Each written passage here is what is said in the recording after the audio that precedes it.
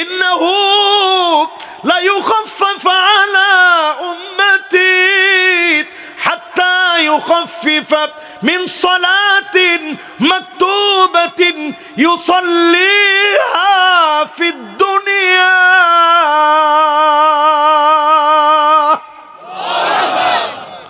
আমার উম্মত দুনিয়ার জীবনে 2 রাকাত অথবা 4 রাকাত নামাজ যে পড়ছে, জীবনে কোনোদিন আমারে দেখে নাই, না দেখি ঈমান আনছে। ওই উম্মত ওই যে 2 রাকাত আর 4 রাকাত নামাজ পড়ছে, এর ভিতরেই 50,000 বছর পার হয়ে যাবে। জোরে কোন আল্লাহু আকবার। ওয়া নাহান নাফসানিল হাওয়া, এটার অর্থ বুঝেন। হাওয়া মানে কি? হাওয়ার ব্যাখ্যাটা একটু আপনাদেরকে করি, শুনবেন তো ইনশাআল্লাহ? মনে হয় না শুনবেন নি। সুম্মিয়াল হাওয়া, এটারে হাওয়া বলে কেন? এই যে এটারে কি বলে? হাওয়া কয় না? কি কয়? যুবকরা কও কি কয়? কি কয়? সুম্মিয়াল হাওয়া হাওয়ান, এটারে হাওয়া বলে কেন? লিআন্নাহু ইয়াহউই বিসাহিবিহি ইলান নার। কারণ আপনি যখন ফুয়ের উপরে চলবেন, ফুয়ের উপরে চলা বুঝেন? নেতাই কইছে বাইনতে দান, বাইনতে আছেন ও দাদান, এটারে বলে হাওয়ার উপরে চলা। আমাদের দেশ পুরাটা চলে এখন হাওয়ার উপরে। আরে কথা কয় না? চেয়ারম্যান সাহেব ঠিক কইছে, আপনার ভয় লাগতেছে? জোরে কোন, আরো জোরে। সব চলে কিসের উপরে? আমার নেতার চরিত্র, এটা কি? হাওয়া। হাওয়া এটা কি? নেতা তোমার ভয় নাই? আরে না মিয়া, নির্বাচন চলে গেছে তো ভুলে গেছেন আর কি। নেতা তোমার ভয় নাই? আরে না, রাজপথ ছাড়ি নাই। এগুলা সব কি? হাওয়া। হাওয়া এগুলা কি? কথা কর না, এগুলা কি? এই জন্য হাওয়ার ব্যাখ্যা বুঝেন। এই ব্যাখ্যাটা যদি আমি দিতাম, আপনি না মানলে না মানতেন। ইবনে আব্বাস কি চমৎকার ব্যাখ্যা দিয়ে বলেন, এটাকে হাওয়া বলে কেন? এই সমস্ত হাওয়া যারা দিবে, ফু দিয়া যারা চলবে, মানুষকে যারা ধোঁকা দিবে, ইয়াহউই ইলান নার, এই হাওয়া তোমাকে জাহান্নাম পর্যন্ত পৌঁছায় দিবে। পেট তুমি ফুলাইতে ফুলাইতে ফুলিয়ে ফেলেছো, জুলুম করতে করতে নিশান পর্যন্ত পৌঁছে গেছো, তোমাকে জাহান্নাম তোমাকে টানতেছে। ঠিক কিনা বলে? এই মাহফিল থেকে বোঝার চেষ্টা করেন, যতজন মিলে আজকে কথাগুলা শুনছেন, প্রতিনিয়ত হাওয়ায় চলতেছি আর ফুলতেছি। মানুষ নফসের অনুসরণ করে কেন? হাওয়া বললেই মানুষ করে কেন? এটার ব্যাখ্যা করতে গিয়ে বড় চমৎকার কথা লিখছেন।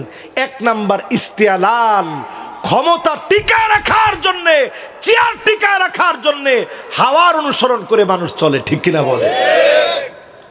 ঠিকটা হয় নাই, বুঝেন না মনে আপনারা? চেয়ার ঠিক রাখার জন্যে হাওয়া, মন যেটা বলে সেটা মানুষ করে। ঠিক কিনি? জোরে বলেন ঠিক কিনা? তাহলে মানুষ মন যেটা বলে সেটা করে কেন? চেয়ার টিকায় রাখার জন্যে। স্ত্রী অনেক সময় মন যেটা বলে সেটা করে কেন? সেইখানে একই কথা মুফাসসিরিনে কেরাম লিখেছেন। এই জন্য স্ত্রীরা করে, সেখানেও তারা করে আল ইস্তেলাল। আল ইস্তেলা, স্ত্রী স্বামীর ক্ষমতা, স্বামীর টাকা আত্মসাতের জন্যে অনেক সময় দেখা যায় মন আর প্রবৃত্তির অনুসরণ করে স্বামীর টাকা নিয়ে অন্যের ঘরে পর্যন্ত চলে যায়। এমন আছে না? না। এই জন্য আল্লাহ পাককে যখনই আপনি ভয় করে দণ্ডায়মান হবেন, সেই দিন আল্লাহ আপনার ঘাড় থেকে একটা মেমোরি কার্ড বের করবেন। কি কার্ড? সবাই কোন কি কার্ড? এই যে আমার সামনে ক্যামেরাগুলো আছে, দাঁড়ায় রয়েছে, সবগুলোর ভিতরে কিন্তু মেমোরি কার্ড আছে। এটার ভিতরে কি আছে? কি আছে? সবগুলোর ভিতরে মেমোরি কার্ড আছে। সেদিন আল্লাহ পাক মেমোরি কার্ড বের করবেন। আল্লাহ রাব্বুল আলামিন মেমোরি কার্ড বের করে বলবেন, ইকরা কিতাবাক, পড়, তুই তোর মেমোরি কার্ড পড়, হিসাব দে। সেদিন মালিক যখন হিসাব চাবেন, সহিহ বুখারীর বর্ণনা এসেছে, মান্নু কিসা হালাক, যাকে আল্লাহ বলবেন পড়, জবাব দে, একজনও জবাব দিতে পারবে না। আল্লাহর কাছে বলি, আল্লাহ, কঠিন জবাব যেদিন হবে, আমাদের মতো গুনাহগারদেরকে আল্লাহ আপনি দেখে দেখে মাফ করে জান্নাতি বানায় দিন, পড়ে না আমি। জেলখানায় রেখে মানুষের ইচ্ছা কোনোদিন মেরে ফেলা যায় না। ঠিক তো একজনও কয় না। যতজন আলেম জেলখানায় গিয়েছে, জেলখানা থেকে বের হওয়ার পরে আরো বেশি এখন গরম কথা বলে। আগে টুকটাক বলতো, এখন আরো বেশি বলে, ডাইরেক্ট বলে। এতদিন তো জেলখানায় যায় না, এখন গেছে। এতদিন চিন্তা করছে ডাল কেমনে খাবো, এতদিন চিন্তা করছে রুটি কেমনে খাবো, এখন দেখছে খাইতে খাইতে অভ্যাস হয়ে গেছে, কোনো অসুবিধা নেই। ঠিক কিনা বলেন? তার মানে কি দাঁড়ালো আমার ভাইয়েরা? ওয়ানাহান নাফসানিল হাওয়া, প্রবৃত্তির অনুসরণ যদি আপনি দূর করতে না পারেন, আপনি যেভাবে আলেমকে জেলখানায় নিয়ে আলেমের ইচ্ছাকে ডুবায় দিতে পারেন নাই, ডাকাতি বন্ধ করতে পারেন নাই। ডাকাত জেলখানা থেকে এসেও ডাকাতি করে, চোর সেখান থেকে এসেও চুরি করে, হত্যাকারী ওইখান থেকে এসেও হত্যা ছাড়তে চায় না। যেইভাবে জেলখানা থেকে আসলে মানুষ সংশোধন হয় নাই, আপনি যদি আপনার আত্মাকে সংশোধন না করেন, বাহ্যিক শুধু আপনি লেবাস পরেন, আপনি সেদিন মালিকের সামনে দাঁড়ায় জবাব দিতে পারবেন না। যদি আপনি সত্যিকারে মালিককে ভয় করেন, যিনি আপনাকে ডেকে ডেকে মাফ করে দিবেন, তিনি কে? সেই দিনের দৃশ্যটা একটু শুনেন, কেমন হবে শুনবেন। ক্লান্ত হয়ে গেছেন ভাই? সবাই চালু আছেন ইনশাআল্লাহ? লিল্লাহে তাকবীর, মাশাআল্লাহ, সুন্দর মনোযোগ আছে। সেই দিনের দৃশ্যটা কেমন হবে চিন্তা করেন। সেই দিনের দৃশ্যটা এমন হবে, আল্লাহ একটা হিসাবের ময়দান সেদিন দাঁড় করাবেন, যেদিন মালিকের সামনে দাঁড়ানো লাগবে। ওয়া আম্মা মান খাফা মাকামা রাব্বি, আল্লাহর সামনে যেদিন দাঁড়ানো লাগবে, ওই দিনের ভয়। দিনটা কত লম্বা হবে? 50,000 সানা, 50,000 বছরের লম্বা দিন হবে। বলেন তো দিনটা কত বড়? আরো আসতে বলেন, আরো আসতে। 50,000। মাশাআল্লাহ, আমি বড় খুশি। যে যুবকরা গেছিল, আমি কিন্তু বলছিলাম যে বন্ধুরা খাইছে তোমারে, এরা কিন্তু চলে আসছে। লিল্লাহে তাকবীর, মারহাবা। তাহলে কত দেখি দিনটা কত লম্বা হবে? আবার বলেন 10,000। এবার যদি আপনি একটু চিন্তা করেন, 50,000 বছর দুনিয়াতে বাঁচেন কয়দিন? দেখেন কিরকম বাঁচার ইচ্ছা। অনেকে কইতেছে হুজুর 65 বছর। বেটা গড় আয়ু, কিসের গড় আয়ু? মানুষের কোনো হিসাব নাই। আজকে আমার জীবনের শেষ মাহফিল হইতে পারে। আজকে যদি মারা যায়, সব মিডিয়ায় লিখবে হুজুরের জীবনের শেষ বয়ান এটা। হইতে পারে না ভাই? শুধু হইতে পারে এমন না, হওয়াটাই স্বাভাবিক। আল্লাহ আমাকে আপনাকে একটু ভালোবেসে সুযোগ দিছে দেখে আমরা বেঁচে আছি, ঠিক কিনা বলে? আর সেই দিনটা লম্বা হবে 50,000 বছর। দুনিয়ার 50,000 না, আখিরাতের 50,000। আখিরাতের 50,000 মানে কাআলফি সানাতিন মিম্মা তাউদ্দুন। একদিন 2 দিন করে আমরা যে গণি 365 দিনে 1 বছর, এইভাবে যদি গুণেন 1000 বছর কেটে যাবে। 1000 বছর গেলে আখিরাতের মাত্র 1 দিন পার হবে। কাআলফি সানা মানে মিম্মা তাউদ্দুন, 1000 বছর পার হলে মাত্র 1 দিন যাবে। এইভাবে 50,000 বছর শুধু হিসাব দেওয়ার জন্য দাঁড়া থাকবে। সূর্য কামিকদারি মিলিন একেবারে নিকটে চলে আসবে। চিন্তা করেন কত দূরে সূর্য, তারপরেও গরমকালে কি প্রচন্ড গরম লাগে। আর সেদিন সূর্য মানুষের মাথার উপরে চলে আসবে। মানুষগুলা সেদিন শুধু ঘামবে ঘামবে। কারো কারো ঘাম সেদিন টাকনু পর্যন্ত পৌঁছায় যাবে, কারো কারো ঘাম হাঁটু পর্যন্ত পৌঁছায়, কারো কারো ঘাম সেদিন কোমর পর্যন্ত পৌঁছায় যাবে।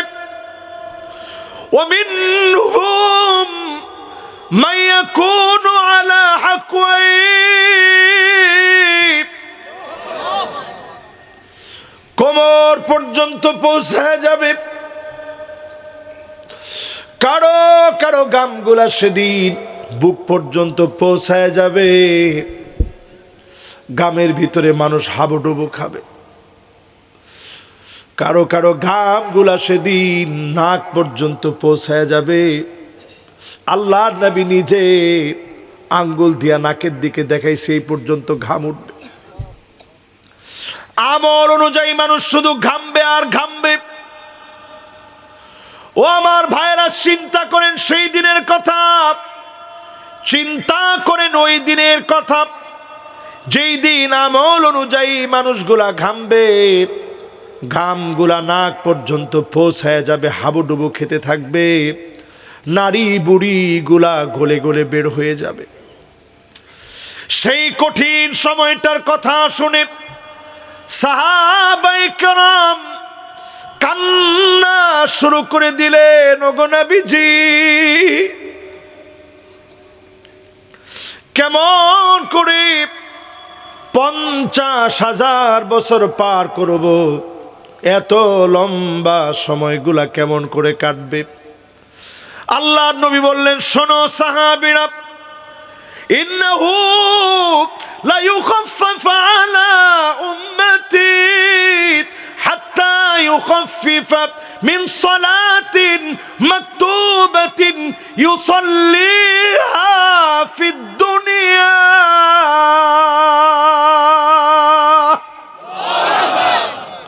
আমার উম্মত দুনিয়ার জীবনে 2 রাকাত অথবা 4 রাকাত নামাজ যে পড়ছে, জীবনে কোনোদিন আমারে দেখে নাই, না দেখি ঈমান আনছে। ওই উম্মত ওই যে 2 রাকাত আর 4 রাকাত নামাজ পড়ছে, এর ভিতরেই 50,000 বছর পার হয়ে যাবে। জোরে কোন আল্লাহু আকবার। ও আমার ভাইয়েরা, সেই দিন নেতা কর্মীর দিকে তাকায় থাকবে, কর্মী নেতার দিকে তাকায় থাকবে। কেউ কারো জন্য কোনো কাজে আসবে না। নবী সেদিন চেহারাগুলা দেখে দেখে বলবে, গুররান মুহাজ্জালিন মিনাল ওয়াদু। আল্লাহ, এটা তো আমার সেই উম্মত, ওযুর চিহ্ন তার কপালের মধ্যে ভেসে উঠেছে। এখন চিন্তা করেন আপনি কেমন করে আল্লাহকে ভয় করে নামাজ না পড়ে থাকেন, ঠিক কিনা বলে? একটু এবার আপনাদেরকে দোষগুলা ধরি, রাগ করবেন না তো? মনে হয় রাগ করবেন? করলেন বলবো। হাদিস থেকে যদি একটু দোষগুলা ধরি আমার নিজের সংশোধনের জন্য। মাওলানা কোথায় যাওয়ার চিন্তা করেন নাই তো? মাশাআল্লাহ, একবারে বসেন টাইট করে, ঠিক আছে তো? আল্লাহর ভয় না থাকার কারণে সৃষ্টির সমস্যাগুলো শোনেন। লা তাকুমুস সাআতু হাত্তা ইয়াক্তাতিলা ফিয়াতান দাওয়াহুমা ওয়াহিদা। এমন সময় আসবে নিজেদের ভিতরে, একই দলের ভিতরে নেতা কর্মী, একই দলের ভিতরে মারামারি, কাটাকাটি, খুনাখুনি পর্যন্ত শুরু করে দিবে, ঠিক কিনা বলে? বগুড়াতে এগুলা হয় নাই, কি বলেন? ধর্মিয়া হয় নাই, হয়েছে? বগুড়াতে কি এগুলো আপনারা দেখছেন? আচ্ছা, চেয়ারম্যান সাহেব বলছে অনেক, চাকরি থাকবে কিনা শেষ পর্যন্ত আল্লাহ জানে। উনি রিটায়ার প্রাপ্ত হয়েছে, এই জন্যই তো উনি অনেক বলছে। আচ্ছা, আপনি নিজেরা বলেন তো দেখি, আগে ছিল নৌকা, এখন হয়েছে ঈগল। আগে ছিল দুলাভাই, আগে ছিল ফুফাতো ভাই, এখন হয়েছে দুলাভাই। এই তো পার্থক্য, ঠিক না? কিন্তু এরপরেও নিজেরা মারামারি শুরু করেছে। 1445 বছর আগে নবীজি বলে গেছেন, এখন তাকায় দেখি পুরাপুরি চোখের সামনে চলে আসছে, ঠিক কিনা বলে? এরপরে যদি আপনাদেরকে এখানে আঙ্গুল দিয়ে দেখাই দেই, চোখে যদি আঙ্গুল দিয়ে দেখাই দিই, একটু মিলায় নেন। লা তাকুমুস সাআতু হাত্তা ইয়াসুদা কুল্লা কবিলাতিন মুনাফিকুহা। এলাকায় মুনাফিকরা নেতা হয়ে যাবে, মুনাফিকের নেতৃত্ব রন্ধ্রে রন্ধ্রে, এলাকায় চলবে, ঠিক কিনা বলেন? চলেনি এখন? বলেন চলে? চলতেছে পুরা। এরপরে নবীর হাদিস শুনেন, উম্মত কোন দিকে দৌড়াইতেছেন একটু শুনেন। হাওয়ার উপরে তো, এই হাওয়ার কারণে এগুলা সব সৃষ্টি। কোন দিকে আছেন একটু মিলাই নেন। এই দুনিয়ায় এমন সময় আসবে, ইউসাফিদু ফিত তরিক, তুসাফিদু ফিত তরিক। রাস্তায় রাস্তায় বেপনা হবে। ইয়াতাসাফাদু ফিত তরিক তাসাফুদাল হামির। জীবজন্তু যেইভাবে নির্লজ্জ বেহায়াপনায়, জীবজন্তু যেমন বিবেক না থাকলে, জীবজন্তু যেভাবে যৌবিক চাহিদা চরিতার্থ করে, এইভাবে করে শ্রেষ্ঠ আল্লাহর সৃষ্টি মানুষ হয়ে যৌবিক চাহিদা চরিতার্থ করবে, ঠিক কিনা বলে? ট্রান্সজেন্ডার, এটা নিয়ে আমরা বিগত কয়েকটা মাস ধরে কথা শুনতেছি, ঠিক না ভাই? ট্রান্সজেন্ডার নিয়ে আমরা কথা শুনতেছি কয়েকটা মাস ধরে। আমি নিজেও 2 মাস ধরে এমন কোনো মাহফিল নেই যেই মাহফিল এটা নিয়ে কথা বলিনি। আজকের এই মাহফিলে বলি, 3 বছর আগে আমার মাহফিল শুনে দেখবেন, কিয়ামতের বিভিন্ন কথা বলতে গিয়ে আমি একটা হাদিস বলতাম, ফালিয়ারতাকিবু ইনদা যালিকা রিহান হামরা। সামনের দিনে এমন আযাব আসবে, বাতাসের সঙ্গে আগুন উড়ে বেড়াবে। চাঁদপুরে আমরা দেখেছি ফ্রিজের ভিতরে আগুন জ্বলে উঠতেছে, আপনারা দেখছেন নিউজে। টিনের চালে আগুন। এসে বলতেছে, হুজুর অন্তত 5 বছর আগের কথা বলছি। তা আমার কাছে দেখা করলো একদিন, আমি আমার মাদ্রাসায় ডাকলাম যে ওইখানে আসেন। মাদ্রাসায় আসার পরে এশার নামাজের পর আমি লোকটাকে নিয়ে বসলাম যে কি বলবেন বলেন। বলতেছে, হুজুর আমি বিয়ে করছি, আমার সন্তান আদিও আছে, কিন্তু কেন যেন আমার একটা আসক্তি ছেলেদের প্রতি। আমি বললাম এটার নাম সমকামিতা। বলল হুজুর এমন একটা গ্রুপ এখন আমাদের মধ্যে ফেসবুকে হয়ে গেছে, যেই গ্রুপে কে কোথায় আছে মুহূর্তের ভিতরে আমরা যোগাযোগ মেনটেন করতে পারি, এবং আমার স্ত্রী সহ কেউ জানে না। গোপনে গোপনে দীর্ঘদিন আমি এই গুনার সাথে জড়িত। আমি লোকটার দিকে তাকায় অবাক হয়ে গেছি। তা আমি বললাম আপনি সুস্থ সবল তো? বলছে হ্যাঁ আমি সুস্থ সবল হুজুর, কিন্তু আমার এই যে আসক্তি, এই আসক্তির কারণে হুজুর আমি প্রতিদিন দুকে দুকে মরতেছি যে আমি তো বিরাট অন্যায় করতেছি। হুজুর আজকে আপনার কাছে আসছি, আমি নামাজ পড়ি, তারপরেও কেন যেন একটা প্রশান্তি পাচ্ছি না। আমি লোকটারে তাকায়া বললাম আসেন আজকে আপনার সাথে একসাথে আমরা আল্লাহর কাছে ফায়সালা কামনা করি। তারে নিয়ে নফল নামাজ পড়লাম, পরে তারে নিয়ে দোয়া করলাম। দোয়া করার পরে বললাম এই সমস্ত সঙ্গ আপনাকে বাদ দিতে হবে। বন্ধু নির্বাচনের সময় খেয়াল রাখতে হবে কাকে আমি বন্ধু বানাচ্ছি। ট্রান্সজেন্ডার এটা আজকে শুরু হয়নি, সমাজের রন্ধ্রে রন্ধ্রে গোপনে গোপনে নানা গ্রুপ খুলে অ্যাপস পর্যন্ত আছে মোবাইলের ভিতরে। এই অ্যাপস খুলে খুলে এখন একজন আরেকজনকে ডেকে ডেকে নিজের আল্লাহর এই দুনিয়াকে নষ্ট করার পিছনে মুসলমান লেগে গেছে। মুসলমানদেরকে কিভাবে ধ্বংস করা যায় ইহুদিরা এই চক্রান্ত বাস্তবায়ন করতেছে। অ্যাপস খুলে খুলে এখন ডাকতেছে। এই জন্য আজকের এই মাহফিলে বলি জীব জন্তু কখনো দেখবেন না সমকামিতায় লিপ্ত হয়েছে। আল্লাহ পাক জীব জন্তুর মুখের ভিতরে রিজিক পৌঁছায়া দেন, আমি আপনি এত সেরা সমকামিতার মধ্যে পড়ে গেছি। এই দুনিয়াটার ভিতরে সমকামিতার কারণে আল্লাহর আযাব আসা বৈধ হয়ে যায়। আজকে আমার দেশের দিকে তাকায় দেখেন, করোনার মতো ভয়াবহ অবস্থা এসেছিল, আমার দেশ থেকে যিনি করোনাকে দূর করে দিয়েছেন তিনি কে? বিশ্বাস করেন আমার মসজিদে আমার নিজের চোখে দেখছি মাত্র 10 জন মুসল্লি। জুমার নামাজ পড়াইতে গেছি, বাহিরে অনেক লোক দাঁড়ায় আছে, সবার চোখে শুধু কান্না আর পানি যে হুজুর নামাজটা পড়তে পারলাম না, মনে হয় কিয়ামত চলে আসছে, মসজিদের দরজা বন্ধ হয়ে গেছে, দরজা খুলে নাই। অনেকেই তখন মনে মনে সিদ্ধান্ত নিয়েছিলেন নামাজ পড়বেন। আল্লাহ করোনা উঠায় নিছে, নামাজ কিন্তু এখনো ধরা হলো না, ঠিক কিনা বলেন?